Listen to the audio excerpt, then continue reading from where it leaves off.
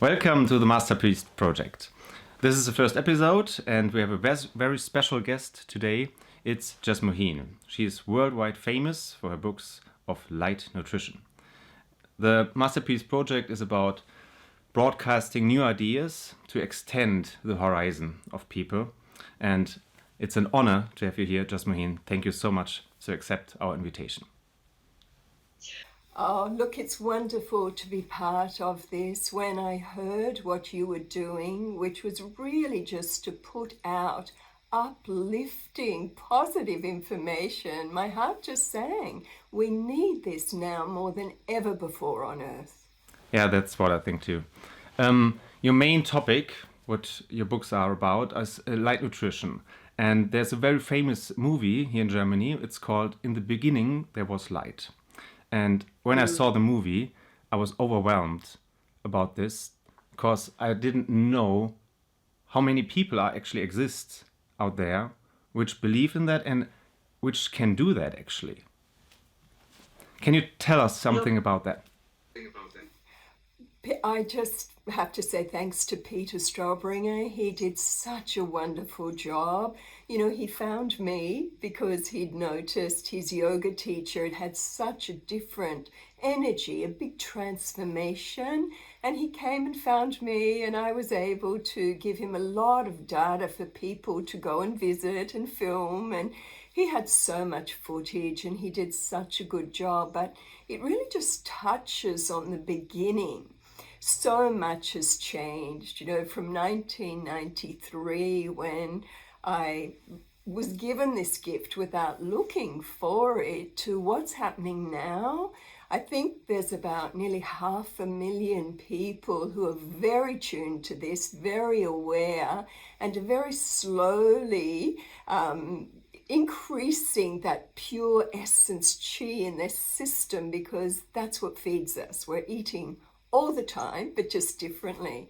So there's a lot of people in very responsible, step-by-step, slow, honoring the body training, and it's come a long way since 93.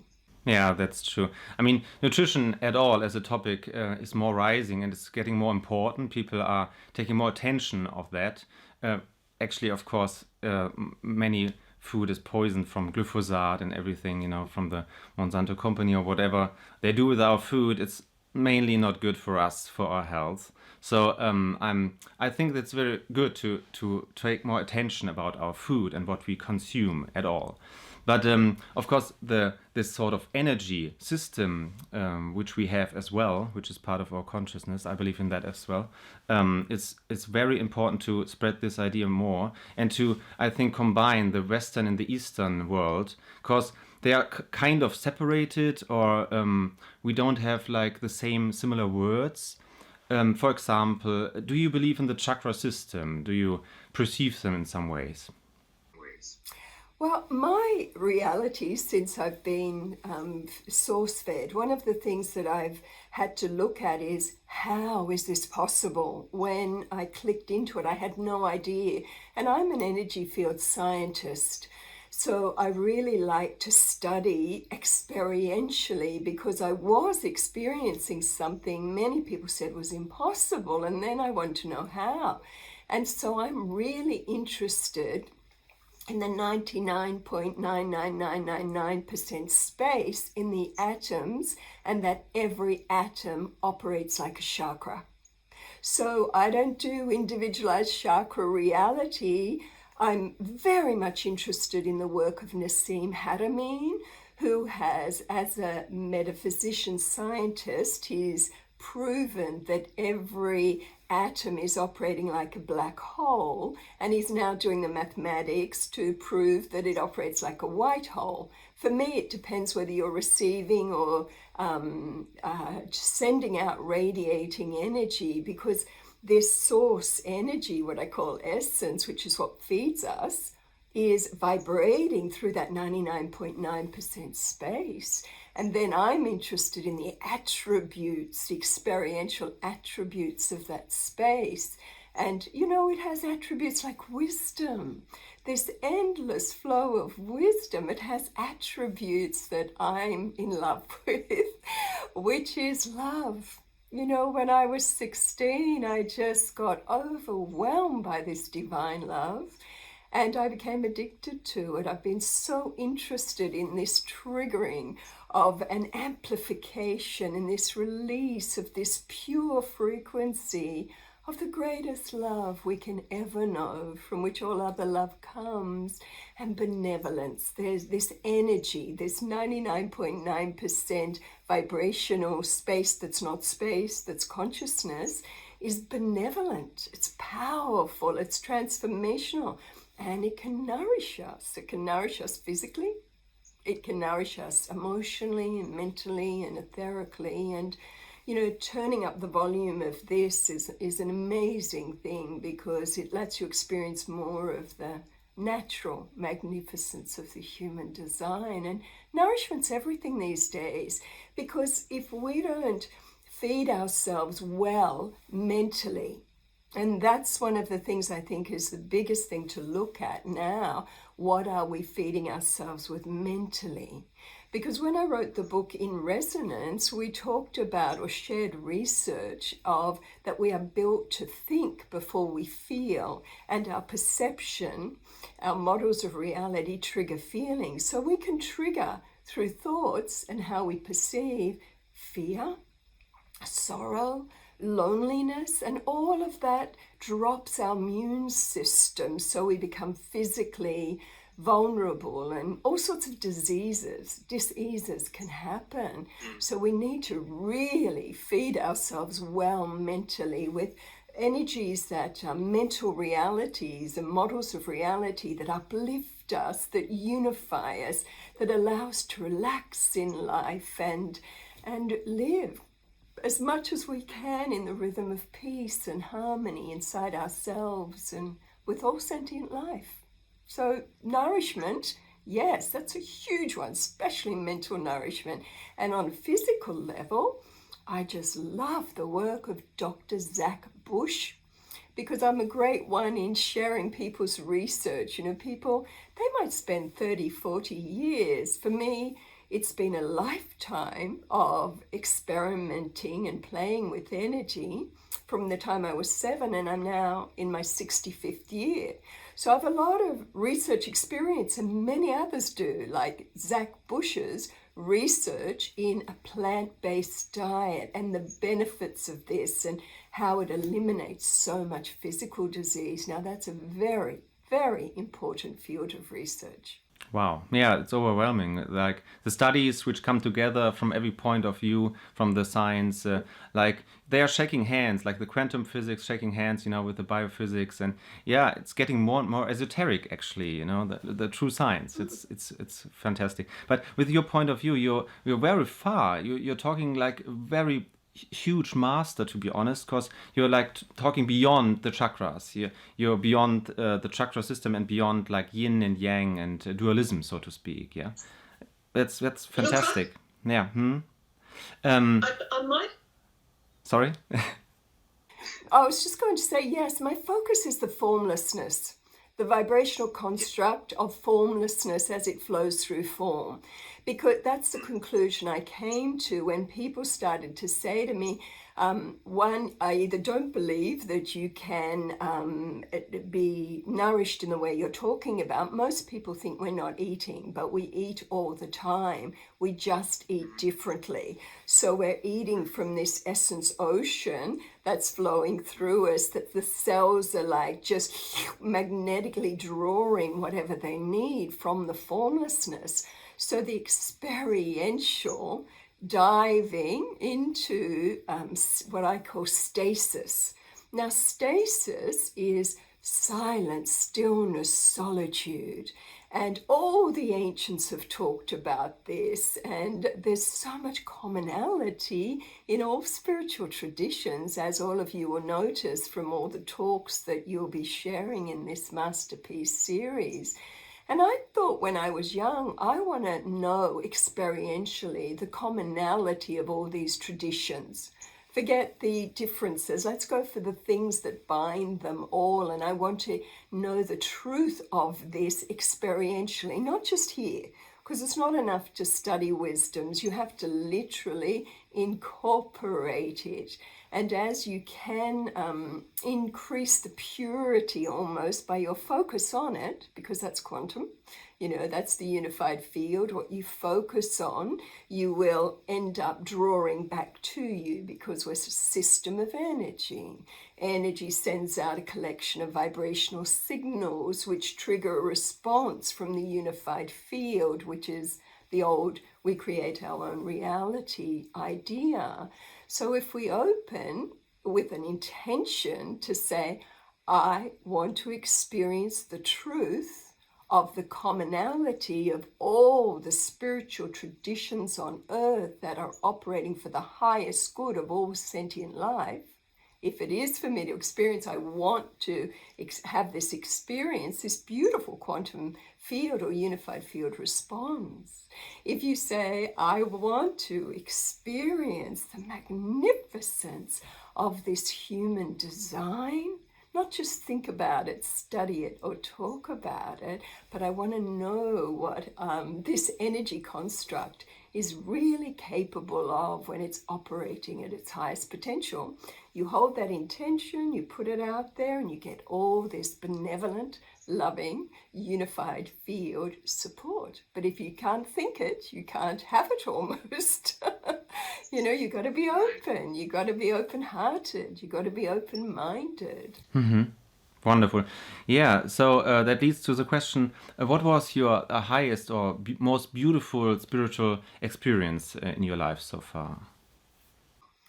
I was very lucky because I was very curious as a child, and I really had this instinct feeling that people could live in unity and harmony on earth, and I was very interested in how. And so by the time I was 16, when I was introduced to meditation with techniques of the ancient Vedas, I had that first experience of just melting into this pure love, and that determined the course of my life. And I've been addicted to this. It's just so delicious, And the more we are flooded, really immersed in, flooded by that love, it's incredible. And then, of course, the love stimulates revelation. And one of the most beautiful, life-changing experiences I had, because I've had so many, was coming over the Himalayas in an airplane. And I was traveling with a beautiful group of meditators, from people who were really interested in self-mastery, self-responsibility, self-knowledge, from all around the world. And so the plane was buzzing with all these meditators, and I felt this call, real strong intuitive call to go to Tibet. And when we were flying over the Himalayas, we must have entered some sort of energy vortex, and I just lost this world. And I just went into a visionary state where I saw the most amazing spinning prayer wheel.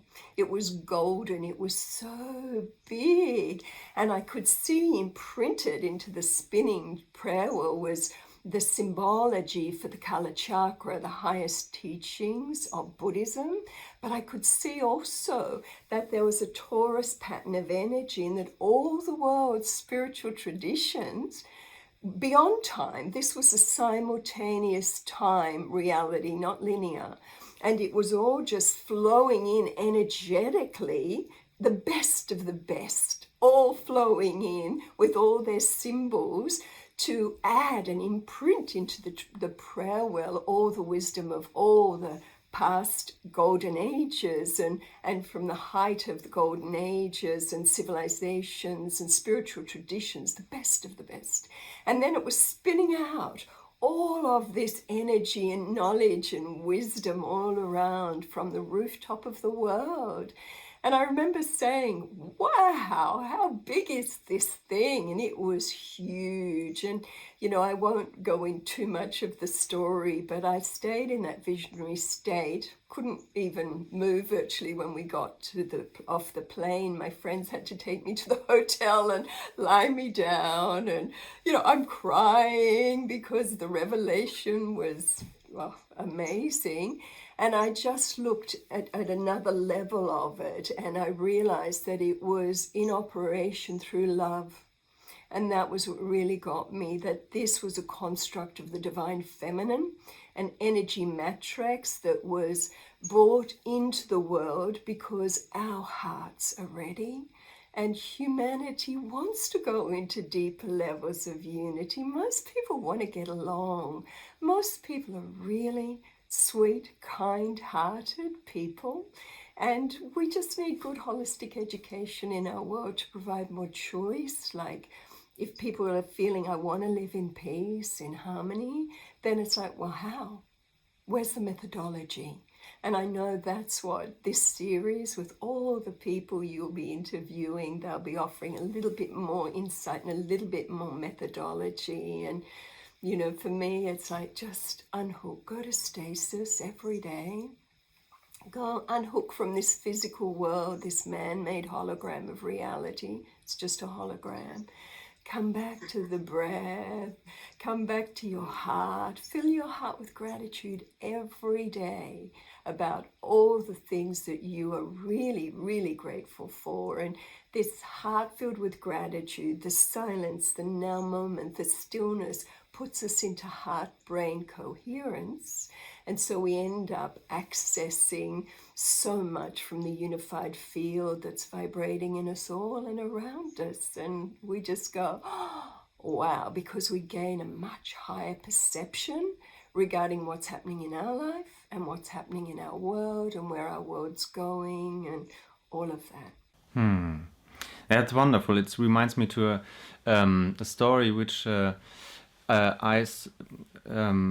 in Bhutan with the praying wheel. I was very skeptic about this. I thought, okay, this is like a culture thing, But then I saw it in reality. What is it doing? It's more like a lighthouse, like when it's spinning, it sends energy out. And every human who gets there and believes in that puts energy in there. And then it's kind of, spreading or shining out of the praying wheel into the space,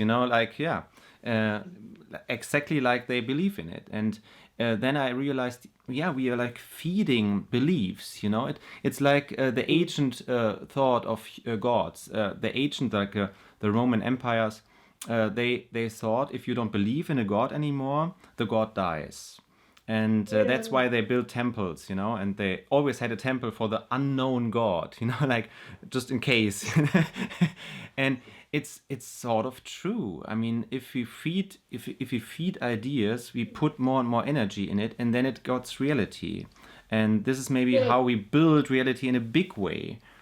Maybe it's one of my thoughts. You can, I'm interested in your answer to that. Maybe like this is the evolution of the whole cosmos, like the whole human mankind. We have little beliefs, every human has his own beliefs, but of course we have a huge belief in as mankind, and this leads to something good or something bad or something in the middle, and we build a huge reality together. Look, it's wonderful because we do have intelligence. And this was one of the things I loved with my father and my upbringing was my father just said, honor your own intelligence and do your own research. Don't believe what everybody tells you. Really do your own research, because we have the ability to create any model of reality that we choose. But then the question is your model of reality serving the whole, a movement, a more enlightened future for the collective movement of this human life wave? Can we make the commitment in our model of reality that from this moment on, I want to exist in mutually beneficial relationship with all sentient life? Don't know how, teach me. That's a beautiful prayer, and all this energy, because what you're praying for or what you're intending is for the highest good of all sentient life. You get so much grace. You get so much support. You can have selfish models of reality where, I don't believe this and I don't like this person because they don't think like I do. And you can play games of fear and separation and ego and chaos. And you can do all that. And young souls do that, you know. But when you've had a few rounds, it's a little different. You eventually go from the me game in your model to the we. How can we work together to create political system, economic system, educational system, health system, all systems? Can we upgrade them now? Can we up-level them now? Can we work together to make sure all systems on Earth now operate for the highest good of all life? Not just human, but animal as well, which is why we have a huge rising in plant-based diets as well. So, you know, we can do a lot with our model of reality creation. And what I love is there is a collective movement with millions and millions and millions of people who are really interested in supporting the up-leveling of this human life wave so that it operates for the highest good of all, you know. So why not? Why can't we live in harmony and unity first? Within ourselves, as Gandhi said, be the change you wish to see in the world. So it begins with us, self-mastery, self-responsibility, and taking the time. You know, this, even with source feeding, I think sometimes people want a magic wand. Ta-da! There's that gift. And I have to say, no, this is a you day by day, moment by moment, lifestyle, self-tuning, fine-tunement. Because, you know, the greatest gift we have is time, and how we choose to spend our time determines our frequency, which determines how the quantum field, the unified field, is going to respond to us, which will then determine of which reality, which hologram we end up anchored in. And the fact is, in my model, we have the Shambhala, even in earth hologram that's vibrating, accessible, what Jesus called the kingdom of heaven, what Buddha called the pure land, what all the ancient wise ones talk about, that is vibrating here now. How do we access it? We tune ourselves into it by matching frequencies with it. So that means sometimes, you know, we struggle, we suffer because we need to gain a virtue. You know, people, when they want the source feeding, they don't realize part of the formula is not just lifestyle, but it's virtue. Because for a start, we need to lock into the zone of kindness and compassion. That's a key of entry to these higher zones or higher realms. If we're not in hearts of compassion or empathy or kindness to ourselves and to others, then we're just not matching that zone. So the joy of the journey of life is we can keep this refinement joyously, playing with energy, until we come to a space where we really do feel like this earth is magnificent. The people I meet are just incredible. I feel so blessed that I live in this body as formlessness on this planet right here, right now. Great. Yeah, it's like what I take from your words is you can imagine maybe the heart or the heart chakra like an antenna which can tune to the vibes of unconditional love. And then it's maybe uplifting you. But with this picture, you might forgot that your thoughts feeding this antenna or building this antenna as well. So it's always like your picture of the energy system, this is what I get so far, is like very holistic, very holistic. You don't say it's like this or it's like that. You always try to get the whole picture to extend the reality of the mind to that we can see, wow, oh, I'm so free. I didn't know. Yeah, I like that. I really like that because everyone who can see this video might feel it as well. It's a pleasure to talk to you because I can feel your vibes. Even you're in Australia and I'm in Germany. You know, you have a very nice energy. And it's uplifting me as well. Like it's you have a mindset which is so free that it's like I mirror it a little bit, and it's very uplifting me as well. It's nice. So that's what you try to teach, right? And it's more about your feelings and not the word. The words are actually not so important. It's what you do inside and not what you think up there, right? Yeah, it's the being, like what part of you is being? Is your ego self being and doing? Or is it another part of you, what you might call your essence, nature? And when that dominates the human system, you're free. I had my experience in Tibet, but a few years before that, because I have a lot of these, wow, for me, they're big things, maybe for someone else not. Because I think we get revealed what each one of us needs when we need it to put pieces of the puzzle of our models of reality together. And I had a deep experience of the revelation of my light body. And your light body is the energy matrix that creates then the chakra system and the meridian system around which molecular structure will vibrationally gather. And we know that because we're 99.9% space in each atom, that we're not actually solid, we just appear solid. So for me, I had this experience of the revelation, experiential revelation of what I call the templates in the light body. And I notice we have a template of perfected health. So you can code, you can program, talk lovingly, always has to be lovingly, as the master, the formlessness that lives in this temple. See, to treat this system, the biosystem, as a temple, a magnificent temple, we treat it with love. So we can command lovingly that the molecular structure of your whole body realign itself back to the template of perfected health.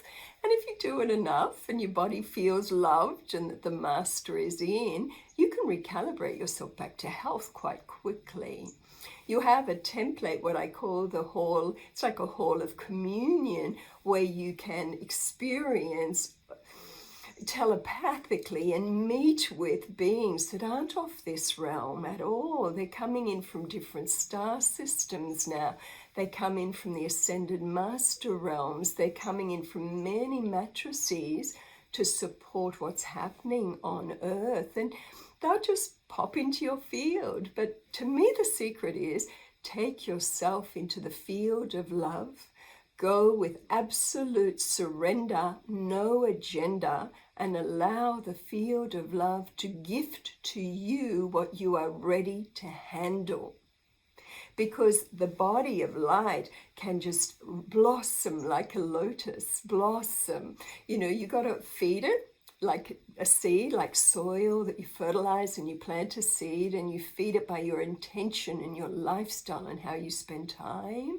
And then it grows and oh, there's a leaf, oh, yum. And then it grows, oh, there's a nut, and there's a flower. And finally, your body of light has blossomed fully. In other words, it's revealed to you all the gifts you carry. And I call that the revelation of the freedom matrix, that we have this freedom matrix that's part of our wiring. We're hard-coded into this grid, into this web of one, and we all have the freedom matrix within. And when it's fully blossomed, we're free. We have no physical hunger, we have no emotional hunger, we have no mental hunger, we have no, spiritual hunger. We're just in awe. We're really in this state of being able to love all sentient life. You meet a human being, you look at 7.5 billion people on the planet, you go, I just love you. I just love you. I just love you all. I just feel nothing but love for you, because you can't feel anything else, because you can sense that everyone is this beautiful divine spark that has dropped into that particular form for their own, for many reasons, which is another discussion again. So I just love the exploration of the magnificence of the human design and the revelation of all the zones within the body of light, and the revelation, the full blossoming of what I call the freedom matrix. And it's just a science. You do A, B, C, D, it's going to happen eventually. It sounds like we are like floating on a river or an ocean of love. And if you just reduce our fear, we can just, melt in this ocean, and then we see, oh, I'm not a drop, or I'm not a body, on this ocean, I'm the ocean, sort of. Yeah. So yeah. Yes. I see. Yeah. Totally. You discover that you're not form or confined to form, that you are this essence ocean vibrating as formlessness through that form, and that same ocean that vibrates through me vibrates through you. So on another level, you and I are one. We are one. At our core level, we are all just sparks of the divine experiencing different human form. But you get out of the separateness, that's like a human and a human. And it's like a leaf on a tree. I always say to people, it's like most people are educated or conditioned in Western society to be so individualized that I believe it when I see it, and it's all left brain logic, and I am an individualized, I am a leaf on a tree, that's it. And you're being blown by the winds of change, and sometimes life's great, sometimes, it's not. And when you start the stillness, the stasis, the meditation, the unhooking from that, and you open to sense more, then you feel that you're not just the leaf, you're the branch, and you're not just the branch, you're the trunk, and you're not just the trunk, but you're the root system, and your root system is connected to the root system of every other tree, and on that level we are completely unified and in that state of oneness. And it's beautiful because you feel like you're just part of this magnificent matrix of support that comes to you externally and internally, and you have the internet and you have the inner net, and life becomes the most joyous journey of exploration. Nice. Yeah. So you already answered the question with that, which I had. How would you define yourself? So I would hear from you that you would say you're the leaf, but you're also the tree of life. So you're the whole universe, and you're a woman, of course, in a human body, a soul which is evolving as well. So it's all in one, yeah. And you don't separate the things, and you don't definition. You don't make a definition of yourself. Just if you when you say I'm this, I'm only this. Is that kind of correct? Yeah. Well, I've been meditating for 50 years. I love meditation. I love silence, stillness. I live on a mountain in a high chi field. And with the pandemic now, I get so much silence and quiet time because I'm not traveling anymore. I've spent 27 years on the road, 6 months of every year. So that's gone. And I get a lot of silent time, and I'm really enjoying it. And my children are grown and my grandchildren are grown. And, I'm at that point in life where I'm not that needed, by family, and I have more time to explore, and I really am just loving formlessness. But I notice consciousness is elastic. So I can look in the mirror and I can go, look at this body, it's getting older. Or I can look at, on the news and go, oh, look what's happening around the world on that level. But they're just fields of reality that as soon as you focus on, they can just bring you right in. They can almost mesmerize you, or you can step back. And meditation regularly gives you the ability naturally of detachment, because you can't try to not be something. You either are or you aren't. But you can release an energy from within you by your focus on it that changes your very core. And meditation does that. So you become more detached. And then you act in life rather than react in life. And you can just see the holographic nature of creation. And then you, in your mastery, choose which hologram you want to step into, how deeply and why you want to step into it as well. But sometimes life comes and gets you and sucks you right into a hologram, like, oh, and then you might feel a bit out of balance because we're all human. We are divine, but we're human. And then, you just realize, oh, I'm a bit unstable, or maybe I stepped too deeply into a reality someone else has created. And often you get caught up because they're people you love. and you care about, and maybe it's family or friends, and you can see maybe they're in a reality that is creating great suffering for them, and your heart of compassion just goes, oh, I want to help, or I wish I can wave a magic wand so they don't have to go through that. But then I know that all these challenging times give people many gifts, give them great wisdom and give them virtues. And sometimes we have to go deep into these sorts of realities to really experientially understand and fully embody something that we couldn't do without diving in deep. So we are different, like there are times we're very human. There are times we feel vast, expanded consciousness if we're metaphysicians and we like the meditative journey. We have different experiences. If you're connecting with someone you love, then there's times you're that lover. You're totally identifying with the physical loving. There are times you might pick up a baby and it's, maybe a grandchild or a child, and then you're fully in that mother love and nurturing and the wonder of this new soul coming in. And I like the fluidity, but to keep it fluid, because we are not that. And Western society and Western education models like to say, you are male, you are female, or whatever. Like a lot of friends and I have been talking about non-binary. People have been using these labels. And when I heard it, I went, oh, that's me. And all my friends would say, yes, that's me. And we're women in our 60s, 70s, 80s. And we've never identified as being male or female. We happen to be in female form, but we've always just felt like we're just beings in this particular body. And when we meditate and drop out of that and dissolve more to formlessness, we are neither. Again, we're androgynous. This energy has no label on any level. And it's nice to be label free too. Yeah, I think that's very important, like to step out of this black and white thinking and to make a definition of yourself which maybe narrows your own spirit and narrows your own exploration of the consciousness. So you're not only believing in a higher power, you're sort of melted into this higher power. That's what I hear.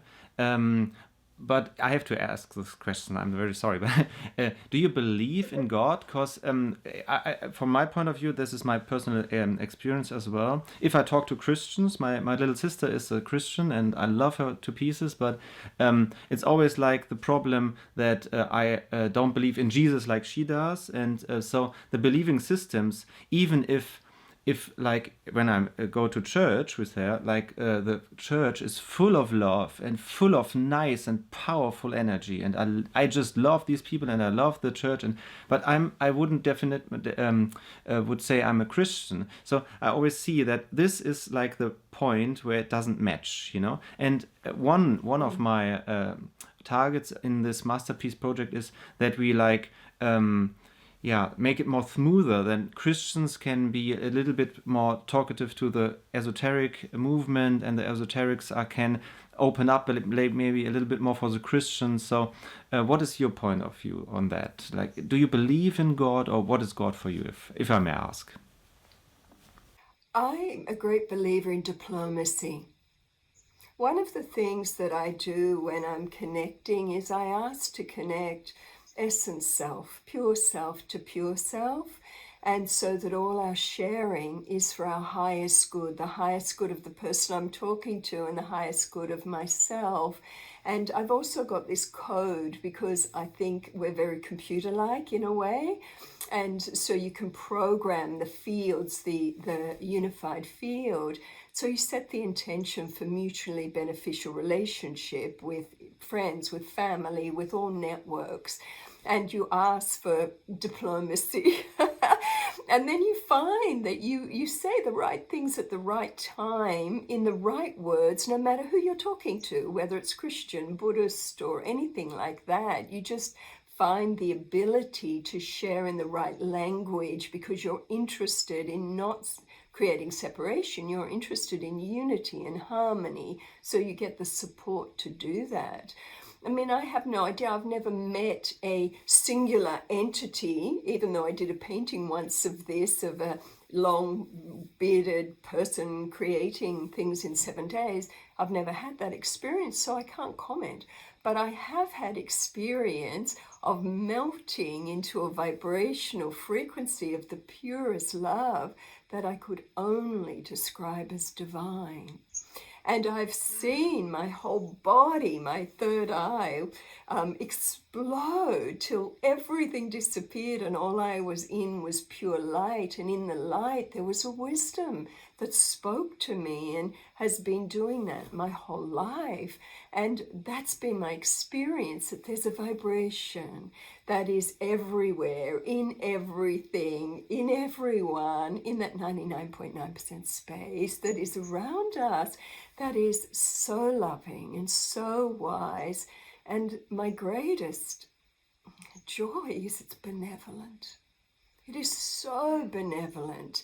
And it's like it just, in its endless love and wisdom and power, it just seems to take care. Like when someone's in need, like I've been in my very deep in human time, when I've had big challenges in life and I've literally been on my knees in prayer going, oh, help, how do I deal with this? You know, maybe somebody I loved had died, or just lots of things all coming at once. And then I've just heard very clear guidance of how I needed to deal with it. And I applied the guidance and my whole life changed. And I just find that people seem to receive exactly what they need when they need it. And that there is this, I can only call it divinely loving presence that is breathing us. I feel it is part of us. It's a very pure part of us, but I feel it as what I call the baseline of creation. So in scientific higher light science terms, I call it baseline. I call it the baseline beat. And we say to people, go back to baseline, relax back to baseline, drop back to baseline. And baseline is this frequency of love, wisdom, and when love and wisdom are combined, you have power. And that power can just bring great change. But love without wisdom is not enough. And wisdom without love is not enough. But when they come together, they form like a holy trinity with another leg of power. And so as we go back to baseline, and baseline dominates this biosystem, we just operate in a very different way and experience a very different reality individually and collectively. You know, and Jesus said there would come a time where two would be walking along a road and one would be taken and the other left behind. I interpret that as one just vibrated off that field, you know, just its frequency just shifted and it just virtually disappeared. And there's stories that Jesus, you know, might have been being mobbed or whatever, and suddenly he just disappeared and they saw him walking over a hill. Almost like he dematerialized and rematerialized. Did he just change zones? You know, it's interesting, but I tend to not comment on things I haven't personally experienced because I don't know. But I do know that when enough people believe in something to be true, it's brought into reality in a parallel world, which then infuses into this world because that's what they believe to be true. So as a practical tip, what I get from your words is like if someone is very separated in his consciousness and is thinks in black and white and good and bad and need his borders and boundaries, you can just go into the oneness and talk about from this point of view, like without borders and without this narrow beliefs, and then you might lift him up a little bit to help him to come out of this black and white point of view on this world. work has always been pragmatic, it's not my presence doing anything. We just like to stimulate people with good techniques to experience it themselves. And we have simple, like a slow in-breath. I am, and you imagine breathing in the purest love that's vibrating through the baseline, not just oxygen, but pure love. And I am on the inhale, and pure love, relax into that as if it's in an ocean that you're relaxing into. And if you chant this over and over every day, you name, you claim, you become. We call it name it, claim it, be it. So the first part of this pure divine you, essence you, enlightened you, is love. And so you claim, I am pure love. And then I am infinite, because this energy is infinite. It has no beginning, it has no end. And that's part of opening to your multidimensional self nature that is infinite. And I am eternal.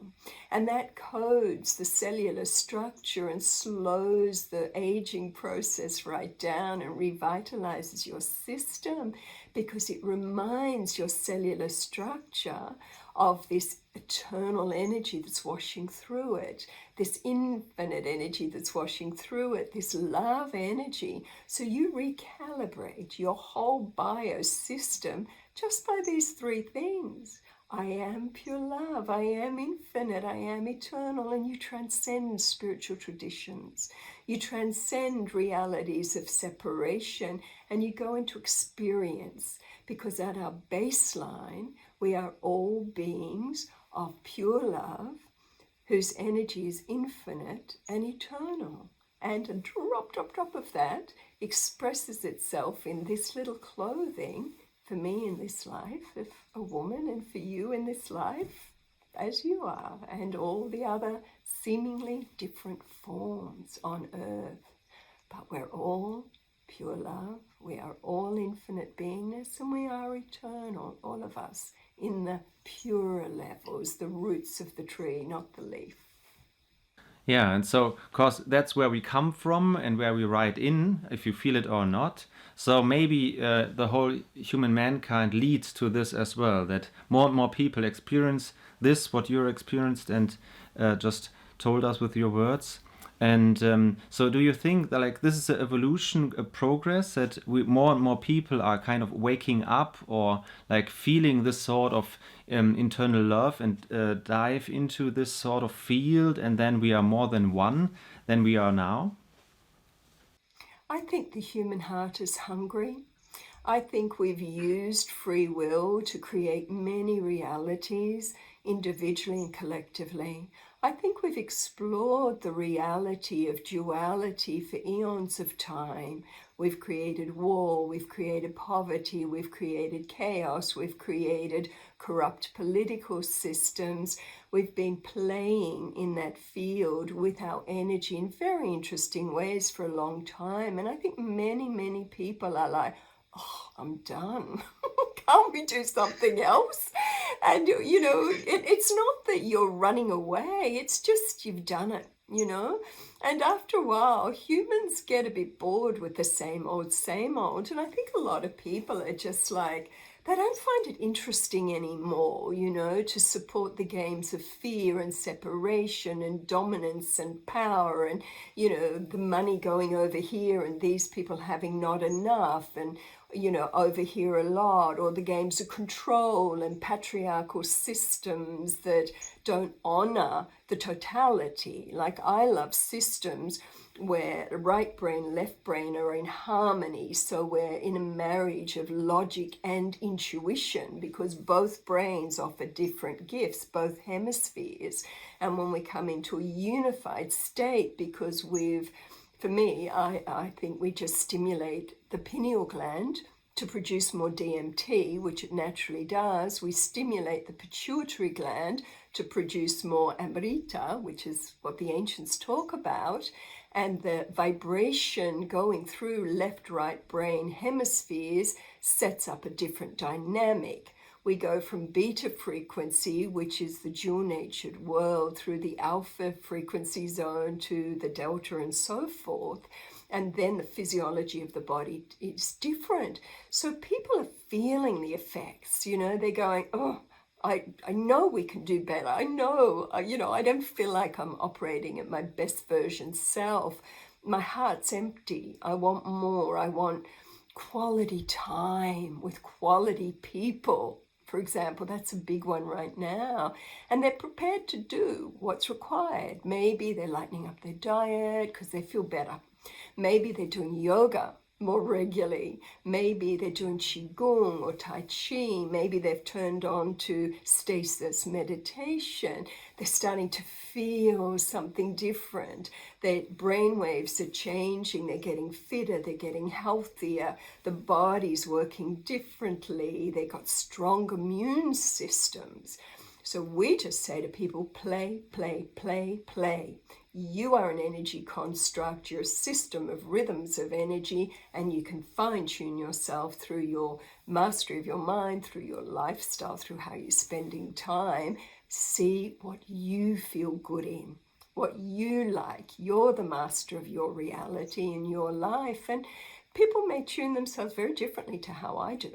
Like many people just think the source feeding reality is crazy, but I love the freedom, you know, to be able to not need anything of externalized nourishment, and then all your digestive energy is utilized in a different way, and you don't need much sleep, and you have all this creativity because your brain wave pattern is constantly pretty well in those theta zones and frequencies, and it's just different, but that's just me. But others may go, oh yes, but I love breakfast, lunch and dinner, yum, yum, yum, and cooking and having social things with people over dinner, and that's lovely too. It's like, what feels right for your heart? But the only thing that we would inspire people to look at is your model of reality beneficial for human evolution and unifying the species and bringing out the best in the species, or is your model of reality perpetuating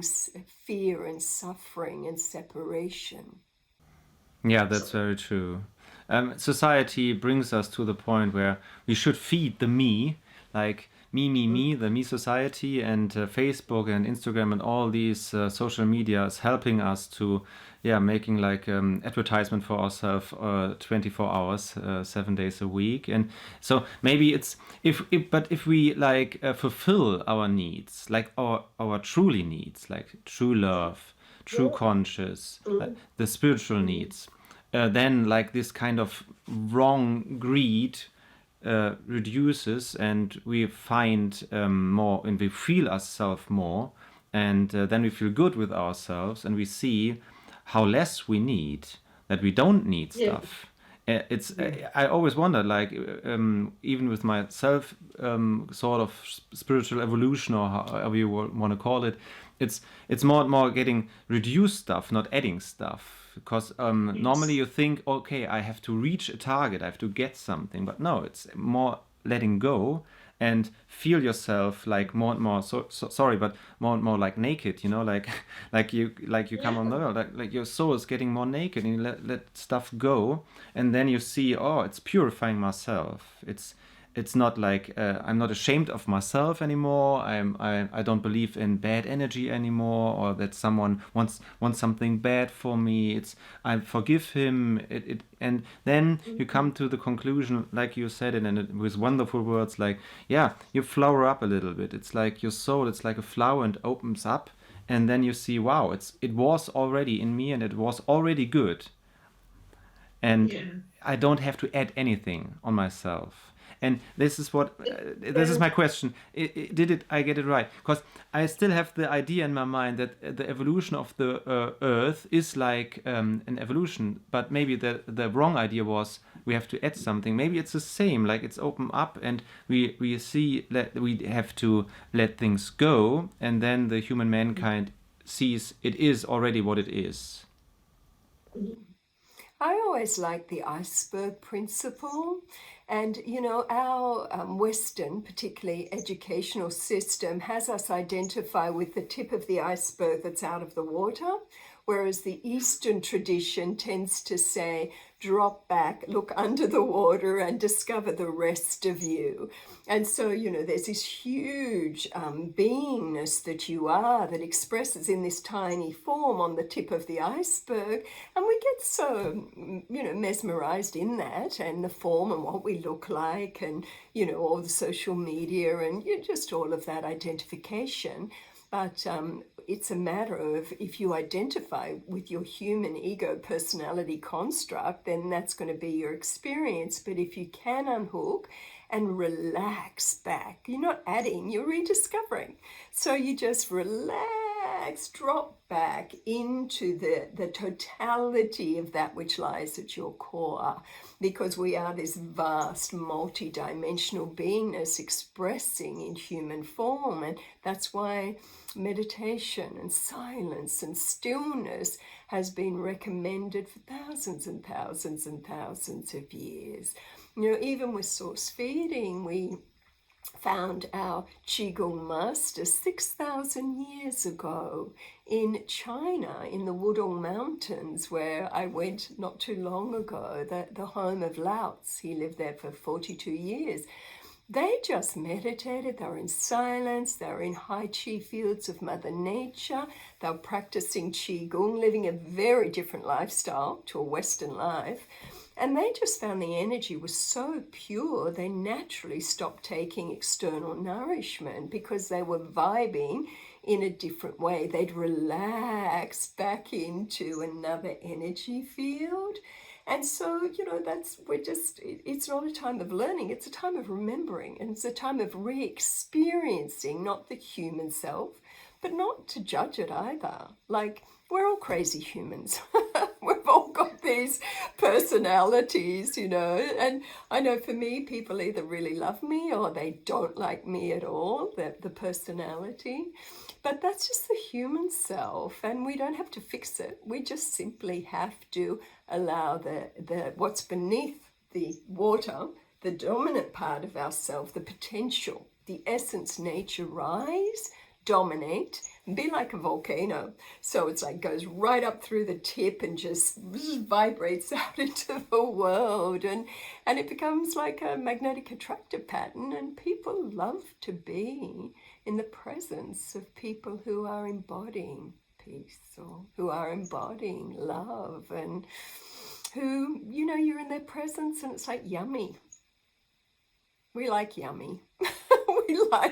we like, you know, people who you come away from and you feel like, wow, that was really, I like that person. It was really uplifting, because in the time you're with them, the dominant part of them, their essence self, is dominant, not their human ego personality self, which is also there. Yeah, I see. Jasmuheen, I could talk to you for hours. I really enjoyed. I don't want to steal your time anymore. Is there anything, some message you want to send the people out there? Because our time is running out. Is there some last words you want to send to the people? You know, I've noticed, we all know this, that people blossom in their own time. And they don't blossom through words of judgment. They don't blossom through education so much. They blossom because their heart is ready. And when people are really ready for what I call the more will respond to them. So some people are still playing very deep in the world and playing the me, and all of that. And that's their journey right now. So I think more than ever before, it is for us to be very kind to ourselves and very kind to each other, and come into a state of loving allowance.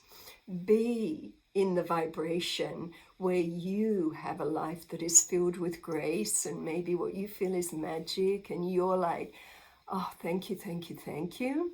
And that vibration will set up a magnetic attractive pattern to bring people into your field when they're ready to have a similar sort of experience. So I think we have to be very careful at this time, because there's a lot of fear. There's a lot of separation. There's a lot of old patterns coming up for rebalance as a new pattern comes in that we have called into being through the prayers of our heart. Most people say they're ready for a new way of being on earth, but we'll get there in the right way in time. But it really is an energetic transmission that's so important, that we be peace in motion, that we be love in action, that we be in a state of loving allowance, that we are kind to self and others. And that's the fertilizer. All of that are virtues that act as fertilizing agents for the pure nature to rise, not just in us, but in everyone. And now I see a brilliant future. I know that by 2050, people won't recognize this world. They'll be going, wow, we've come so far. It's fabulous. We've got a great future coming in. But we just got to get through this challenging time right now. Jasmuheen, it was a pleasure. Thank you so much again to have this time for me, and I wish you all the best. You're a wonderful person and a wonderful soul. Thank you so much. Thank you so much. And you and everybody, I'm sure you love all that Hartmut's doing. I'm fully supporting it. And, you know, I know he's letting all of this be free to people, but you can donate. Why not support this project so that he can bring good news with interesting people, because everyone has their story. You all have your stories, and your stories are important, and we need to uplift each other and support each other with positive news and positive information as well as practical. Thank you.